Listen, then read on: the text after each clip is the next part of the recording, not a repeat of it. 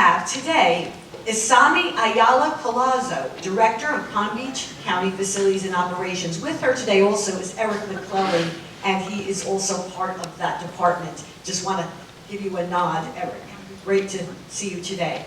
Isami Ayala Palazzo, and she is doing a terrific job being the director of the Palm Beach County Facilities and Operations. And some people were asking me, what was that about? What is that about? Well, in our newsletter this month, we did give you a little preview of what it's about, but we're going to hear a whole lot more. So please help me welcome Isami Ayala Palazzo to the lectern to present. Thank you, Dr. Binker, and thank you all for allowing us to be here with you today. I'm going to do this. It doesn't work, so I'm not going to do that. It is a pleasure, certainly, to have an opportunity to speak with you as to what Facilities and Development and Operations does for the county. And before I do that, although Dr. Binker already recognized him, I want to do the same again. I'm here today with Eric McClellan. Eric is our Director of Strategic Planning. And what strategic planning means will be explained shortly, but let's suffice it to say for the time being that he has been with the county for many, many years. So if at any given point you see me sending a question his way, it's most probably because he was there when decisions were made, and he may have some additional history as to how we made it there. Let me start then the presentation by sharing a 20-second overview of who I am. I joined the county in 2019. My name, as shared before, is Ismi. I am the Director of Facilities Development and Operations. I am an engineer and an attorney. I've been doing this type of work for a few years now, about 20. I decided to relocate to Florida to take an opportunity to work with the county. Before that, I was with Montgomery County in Maryland, doing very similar type of work. I was the Deputy Director for the Department of General Services with Montgomery County. And Montgomery County is a county similar to Palm Beach County, Florida, size, population-wise, very close. So enough about my background. Hopefully that will give you an idea of who I am. Let's talk a little bit about FDO, Facilities Development and Operations. I'm going to start by saying that we have about 400 county employees under our umbrella. We manage an operational budget of about $85 million, 84. We have a capital budget of about $140 million, and the numbers I'm giving you are for fiscal year 23. And we have a total of 7 divisions, okay? When I walk you through the slides we have today, you're going to see a whole lot of different things that we do. And I usually tell those that ask me what we do, that the easiest way to think about FDO is to think as an internal service provider. That's what we are. So we are that one county department within the county structure whose main mission is to make sure that our other departments have what they need to deliver their mission, okay? So our role, in all honesty, is to be behind the curtains, right? So we're going to be the ones providing security services, facilities, construction. We're going to be behind the curtains, making sure that those front-facing departments, think about parks, fire rescue, community services, youth services, have what they need to be able to operate. With that in mind, and with an additional comment to highlight, and I'm going to ask you to put a pin on it and keep it in your head, it will be important towards the end of the presentation. We are one of 5 construction departments that the county has. And again, put a pin on that one, I'm going to come back. But with that general overview, let me share with you who we are. And this presentation has 2 prongs to it. I'm going to be telling you who we are and what we do for each one of the divisions we have. Obviously, I don't expect you to be able to read that org chart, but it is there to provide you a visual representation of the 7 divisions we have and how we are organized. First division I want to share with you is the Division of Business Operations. So business operations led by our colleague Brenda Stanashko, who is an attorney. It has about 23 positions overall. It provides business support services. They manage our contracts, they manage our procurement, they manage our interactions with the community. So every time you need to go and use a county facility, there's a permit that is required. Business operations handles that. And just to give you an idea of how many permits we receive per year, last year in fiscal year 22, they managed around 81 facility use permits. They manage over 185 interlocal agreements, because many of the services we provide can benefit as well municipalities and neighboring cities. Therefore, we enter into interlocal agreements with those cities, and business operations is the one that handles all that process and administers the agreements. We have as well over 100 departmental contracts. To be able to provide the services we provide, we rely on, as well on having contractors and vendors that supply us with the parts, components, services we need to be able to deliver. So business operations is the one division doing that. They also handle procurement management. We do have storerooms to keep parts in place and stock, and they handle over 1,300 items annually. So that's big picture of what business operations does on a recurrent basis. I'm going to give you an example to highlight how critical their services are. During the COVID emergency, at the peak of the pandemic, you may remember that there was something that was called non-congregate sheltering. So as a county, we were on the street trying to make sure that we could find places where to shelter people individually, isolated, right? Business operations through facilities development and operations was that division that was in charge of negotiating the contracts, putting them in place and get them executed, so that then the other county departments could actually use this contract and get people where they needed to be. Next division that I want to talk about is the one that Eric leads. So it's our strategic planning division. It has about 14 positions, and as you can see, we have basically two main topics under it. We have the planners. They're looking at our short, mid, and long-term planning for county facilities, where we need to be, where services are needed, where should we be allocating or requesting allocation of resources, because at the end the budget is approved, as you know, by the Board of County Commissioners. They also manage everything fiscal within FBO. So they are the ones processing payment apps, managing the budget, making sure we stay on track, making sure we comply with the regulations that we are required to comply. They have what we call regulatory specialists, and that's a small but mighty team of colleagues that make sure that the environmental conditions within our facilities are adequate. They also manage our regulatory compliance. As a user, which we are for state agencies and a permittee under state regulations, we are required to make sure that our underground storage tanks, for example, are inspected, licensed, everything is in compliance. So we do that under facilities development and operations. We also have an energy manager, and the energy manager position is to make sure, or to aim towards making sure that our county facilities are operating in the most efficient manner as it relates to energy and utilities usage. And then we also have the Art Public Places Administrator, which I've been told is a topic that you wanted to discuss a little bit deeper, in depth. Therefore, I have some slides just to talk about that. Just to give you perspective as to what strategic planning did last year, fiscal year 22, they manage and process over 1,400 construction payment apps. Those are the payment checks that are actually going out, authorizations for checks to be issued by the clerk to pay for the services that the county is receiving on the construction site under FDO. They manage almost 7,500 goods and services received and processed. So every time we order something to be able to provide services, it goes through strategic planning. Last year, they received over 230 responses for art and public places solicitations, and they provided support, as I stated before, to every capital project that we do. Now, art in public places was shared with me as a topic that caught your attention. You wanted to hear a little bit about it.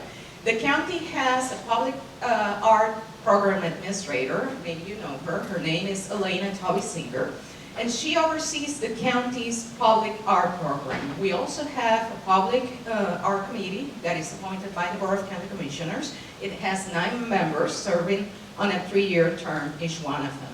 The county has a policy for public art integration, meaning to say that we want to make sure that, and the board wants to make sure, that in our capital projects, vertical construction, so I'm not talking about pipes and water utilities, for example. We're talking about buildings, right? Art is integrated into that development. Therefore, out of the budget we're assigned for every capital vertical construction project, we are to set aside 2% of that budget to ensure that art is integrated into the project. We also do temporary exhibitions, and if you have been at the Palm Beach International Airport, you may have seen the gallery that we have in place, and we support the Department of Airports in making sure that we have those exhibitions going through, which usually take or last for about 6 months or so. And everything we do under the Arts in Public Places program is done in accordance with the countywide PPM CWF 072. Now, you're going to hear me say PPM a couple times, okay? So, in simple words, the PPMs are our county rules, okay? Are the processes that we're required to follow. And all key programs within the county have a PPM in place, have a PPM that we need to make sure we're compliant with.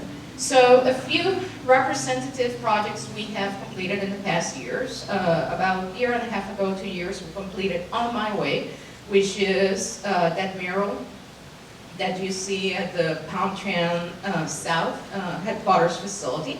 The building we are in today actually has an art integration program project that is called Light Swimming.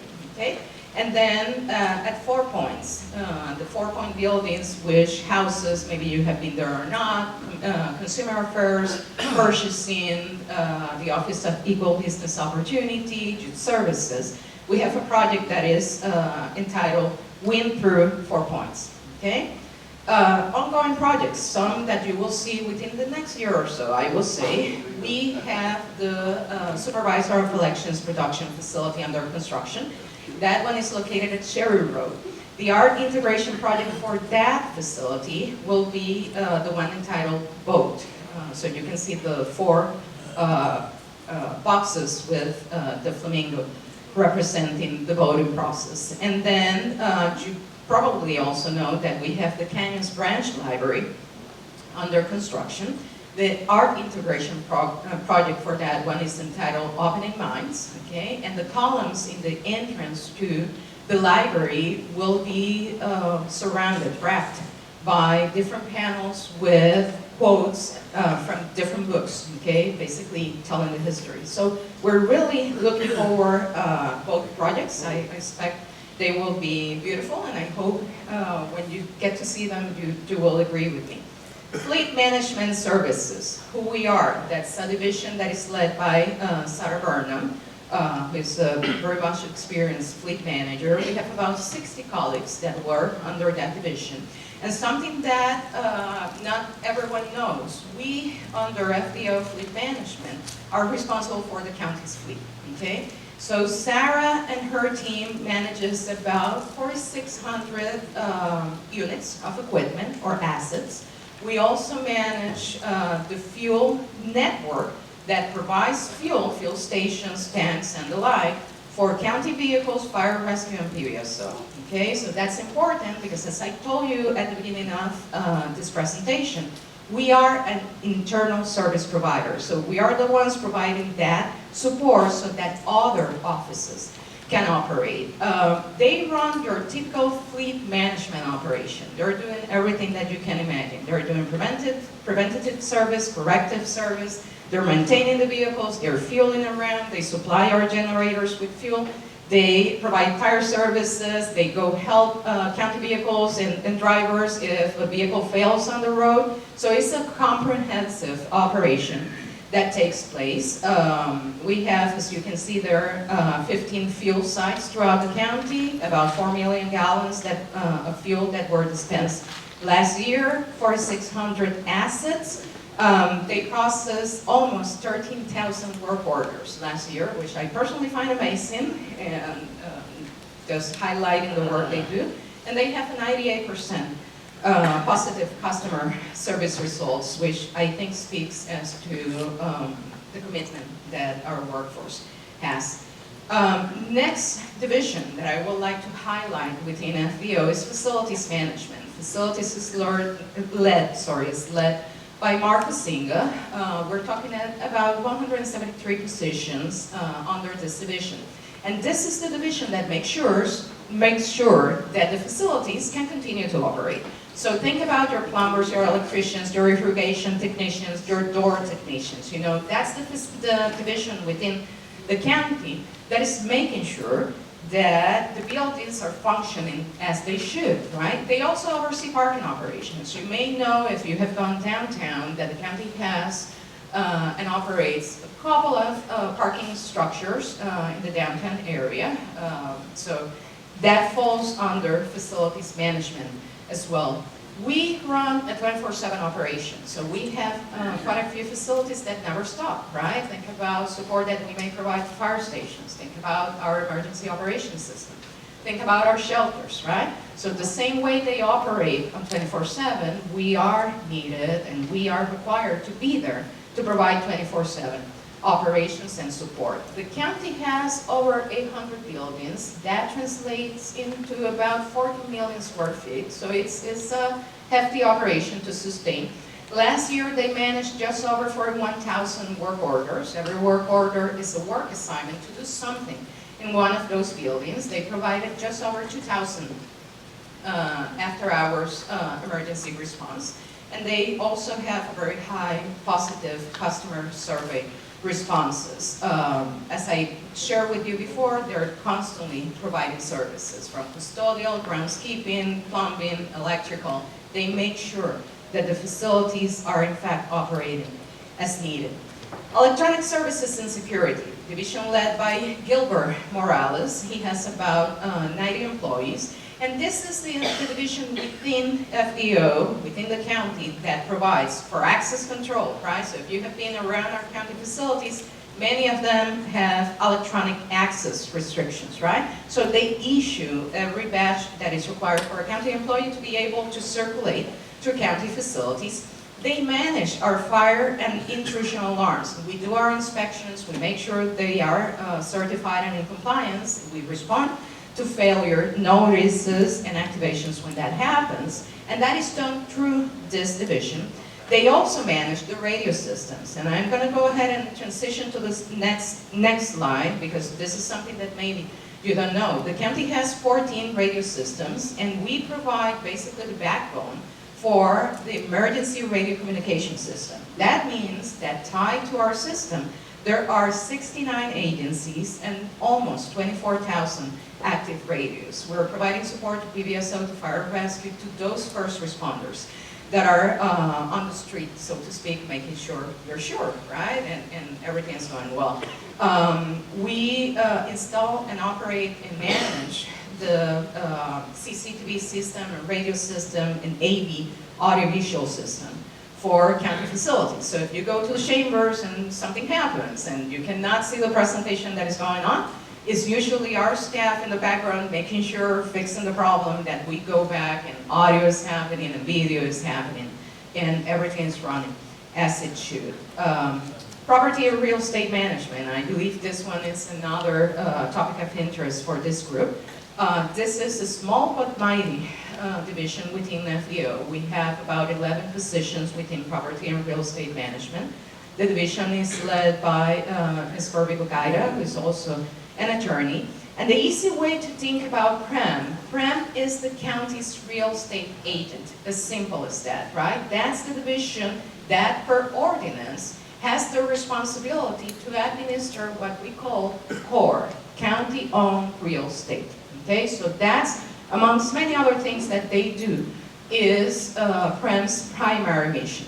To give you an overview of how many units, I should say, property, real estate property the county owns, that shows under Palm Beach County owned real estate, we have about 2,500 PCNs, so property control numbers that tie back to the county. We had, in fiscal year 22, about 670 active easements, and about 225 active leases, which include Ag Reserve, the Peanut Island Agreement, University of Florida and the Urban campus that is coming on downtown and others of the like.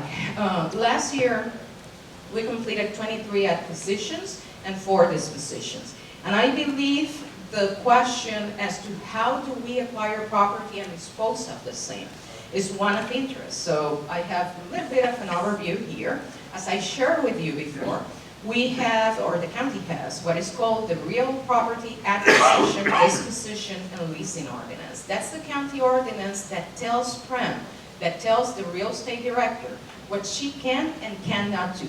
And it's important to highlight that we as county staff have no discretion, okay? We can only do what the ordinance allows us to do, and what we are directed by the board authorizes us to do. So whenever we have an acquisition, a disposition, anything like that, you're gonna see us going back to the board saying we're recommending or not recommending, and you will also see that those acquisitions and dispositions require a supermajority. That's a 5 vote, 5 out of 7. So you need 5 commissioners to approve that disposition or acquisition. The processes they follow are tied to PPM CWL 023. Okay, and I mentioned before, PPMs are a big thing in county operation. That's the PPM that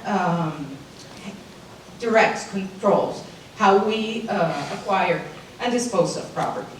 It was also shared with me in preparation for this presentation that you may have some special interest as to the West Delray Park lease. So I have a brief synopsis of the lease and the park and its operations, how it works. Brief overview. I can only imagine many of you already know this, so please bear with me while I provide you the big picture. Back in year 2000, the South Florida Water Management District, the district, acquired a 313-acre property known as the Siemens or Palm Beach Downs property as part of its East Coast Buffer Program for water management purposes. That's a property that had been slated for residential subdivisions. However, the district acquired the same. It was their intent to build a water storage facility, but eventually those plans were abandoned. And in 2006, the county entered into a 7-year lease with the district, and that lease had annual extensions that kept going until 2021. In 2021, we, county staff, parks, and facilities went back to the board recommending a 10-year lease extension. And if you look at the agenda item that led, my apologies, that led to that recommendation, part of our reasoning behind recommending a 10-year extension was to make sure that we could justify and have control of that park long enough to justify capital improvements that staff was recommended to be done. That will allow for expansion of the passive park uses. Our current lease is in place until year 2032. I was also told that you may have some interest as it relates to Maury County Park across the street, right? I'm not going to say where it's located. You know the details better than I do. But just a little bit of background information, that the land for that park was donated by Mr. George Murakami in the 1970s, and that property is subject to reversionary rights and restrictions, okay? So it states that the property is to be used for public park purposes. Through the process after the donation, Mr. Murakami conveyed his reversionary rights to other 2 owners, okay?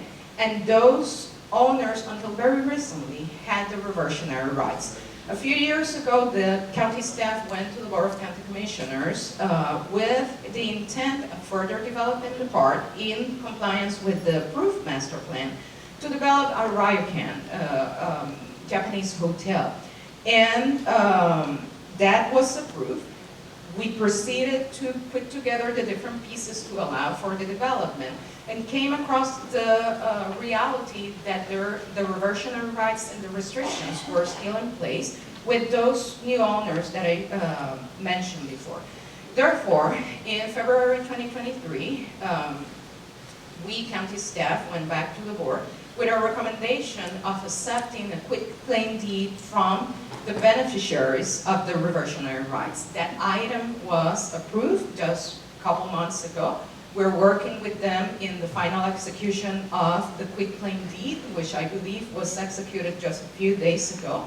And this will now clear the path for us to be able to move forward along with our Parks and Recreation colleagues and issue an RFP through public request for proposals, through public competition that will allow for selection of a developer and then eventually continue the development of the park in full compliance with the approved master plan. Next division that I would like to talk to you about is capital improvements. And you may remember that at the beginning of the presentation I told you, put a pin on the fact that we're one of 5 county construction departments. I'm going to share with you now why that is important. And I'm going to share which are the other 4 county departments: water utilities, environmental resources management, airports, and engineering and public works. When you think about those 4 construction departments, each one of them has a very clear mission, right? So environmental resources management deals with everything environmental resources related. Airports deals with airport related properties. Water utilities is your water utility service provider, right? So they deal with water plants and pipelines and so on and so forth. And then engineering and public works is the department that deals with roads, with bridges, everything that has to do with transportation. Therefore, facilities development and operations is the one construction department left that is your general government construction department. That means that we are building and developing everything else that is required. And before I transition, I should always highlight that this division is led by Fernando Deldago. Fernando is a licensed architect. He oversees a team of about 30 positions, or 30 team members. And under that division, we have everything that is needed to do construction. We build for, as I just told you, all general government operations as well as constitutional officers.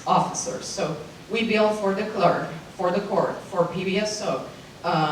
We assist fire rescue, parks and recreation, and the like.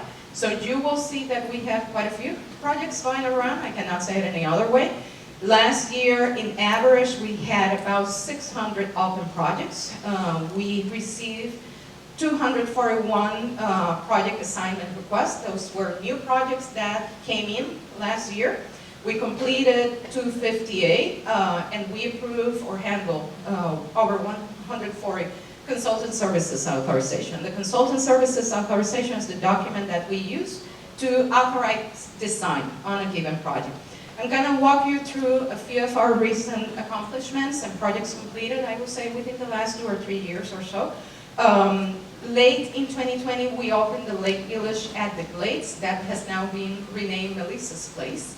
It's located in Pahokee. Is the one non-congregate shelter that we opened as part of the COVID pandemic. It was done at a very fast pace. No one knew, as we all know, that the pandemic was coming, and we needed to find solutions quite fast. So we went from design to opening the facility in about 6 months, which was an accomplishment in itself. I also mentioned the Comtrans South facility, which was open, I want to say, in 2021. You may have heard in the news that the county entered into an agreement with the University of Florida for development of what is called an urban campus in downtown West Palm Beach. Facilities Development and Operations was that department tasked with drafting that agreement that was eventually approved by the Board of County Commissioners in last August. We also have an electric vehicle charging stations project. That's a project that we handle in very close coordination with the Office of Resilience within the county, and we are right now in the process of implementing a pilot that will lead to 4 different county facilities having EV charging stations. We completed the Wellington Library renovation. We opened last year in September, October, the phase 1 of Canyon District Park. We have phase 2 under design.